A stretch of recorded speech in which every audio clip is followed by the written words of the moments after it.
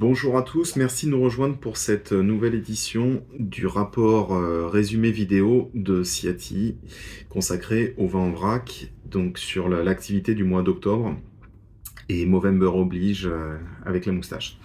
Donc rappelons que le marché du vrac mondial continue d'être assez lent, bien qu'il y ait actuellement quelques bons niveaux d'activité sur certains vins en France et en Italie, notamment sur les vins blancs qualitatifs. On aura l'occasion justement de rentrer un peu plus dans les détails. Une perspective récurrente est que les acheteurs et les vendeurs sont en position d'attente jusqu'à ce qu'une réévaluation du marché soit faite au printemps de l'hémisphère nord, ou au moins au nouvel an. Ils attendent, à notre sens, tous, de voir un peu l'ampleur du ralentissement de la demande des consommateurs finaux.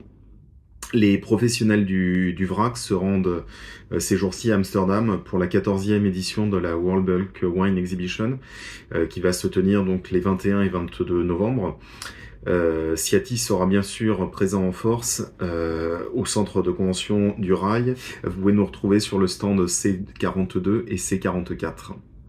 Donc rappelons que si la 13e édition s'est déroulée en personne l'année dernière, celle de cette année sera la première exposition entièrement post-pandémique, puisque l'année précédente, beaucoup de pays en fait avaient décidé de ne pas envoyer leurs représentants sur le salon. Donc ce sera l'occasion de pouvoir déguster tous les millésimes fraîchement vendangés de l'hémisphère nord. Donc nous attendons avec impatience, encore une fois. Commençons donc le résumé par pays avec l'hémisphère sud et l'Argentine, où 3 épisodes de gel printanier en octobre ont complètement interrompu le marché du vrac. Les dégâts sont d'ailleurs en cours d'évaluation et le potentiel de la récolte 2023 devrait être principalement réduit en fait sur les blancs.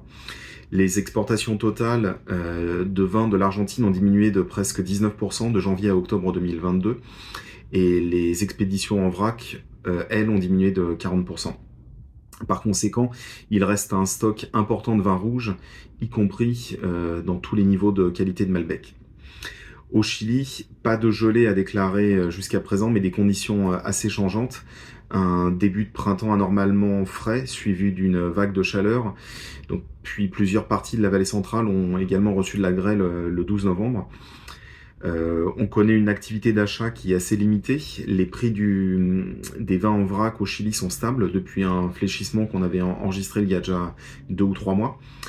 Les prix à l'exportation sont ultra compétitifs. Enfin, les prix ultra compétitifs de l'Australie ont donné lieu à des indications de la part des acheteurs nord-américains de besoins finalement réduits sur leurs achats qui étaient généralement consacrés au Chili à partir du millésime 2023. Donc, ce qui devrait avoir une conséquence en fait sur le prix, la fixation des prix des raisins sur ce même millésime 2023. Pour ce qui est de l'Afrique du Sud, l'activité internationale sur le marché des vins en vrac reste assez limitée. La demande des marchés européens a nettement diminué. On retrouve des lots de chardonnay et de sauvignon blanc qui reviennent sur le marché suite à des vins contractualisés mais non chargés. Les niveaux d'eau dans les réservoirs seront suffisants pour la saison de croissance et seront, nous pensons, complétés par des orages qui pourraient arriver au printemps. En Australie, les volumes des vins rouges restent abondants et les prix à l'exportation de ces mêmes vins sont très compétitifs. On parle de 28 à 34 centimes de dollars FCA. Il pourrait y avoir une baisse des prix du chardonnay à partir de la récolte 2023, car de plus en plus de producteurs donnent la priorité à la production de vin blanc. L'Australie essaye de transférer ses exportations qui étaient essentiellement sur la Chine vers l'Amérique du Nord. D'ailleurs, les premières stats qui remontent montrent une augmentation de 14% vers les US et de 26% vers le Canada au cours des 12 derniers mois, précédant le 30 septembre.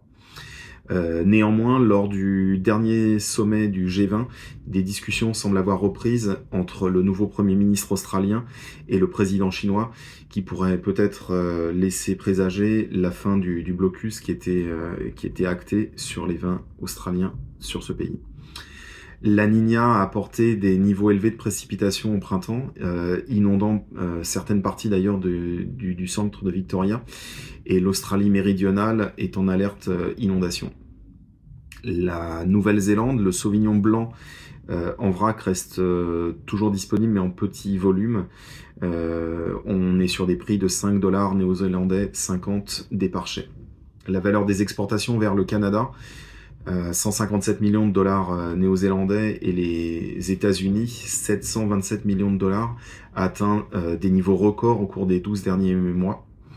Le Royaume-Uni et l'Australie restant des marchés constants pour eux.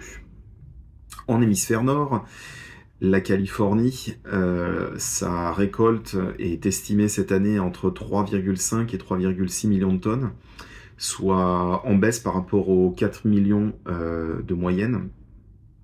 La récolte de la Central Valley a potentiellement mieux fonctionné que celle de la côte. On a vu de très bons tonnages en fait sur les muscades, les blancs génériques au sud de la Central Valley et sur le cabernet au nord de la Central Valley. La situation du chardonnay, elle reste par contre incertaine. Les importations en provenance d'Australie, comme on en parlait pour la page du Chili, augmentent en raison des prix ultra compétitifs de ces vins rouges en vrac pour ce pays, ce qui réduit encore une fois la demande américaine pour d'autres origines, au-delà du Chili, l'Afrique du Sud et potentiellement d'autres pays qui pourraient proposer des vins. La demande américaine de mou concentré blanc importé est toujours possible et envisageable en raison de la fermeté des prix domestiques sur cette catégorie de produits. En France, les Sauvignons blancs 2022 de bonne qualité et les vins de France blancs en général du sud de la France sont très demandés en raison du stock limité et de la production faible en fait qu'ont connu la Gascogne et la vallée de la Loire. Les prix de ces vins ont augmenté au printemps. L'offre sera probablement limitée à des qualités, enfin aux qualités inférieures. Pour tous les autres produits, le marché est plutôt lent et les prix sont stables, voire en baisse. L'offre des blancs subsidiaires tels que Grenache blanc, Viognier, Vermentino a rebondi après la faible récolte en fait qu'on a pu connaître l'année dernière.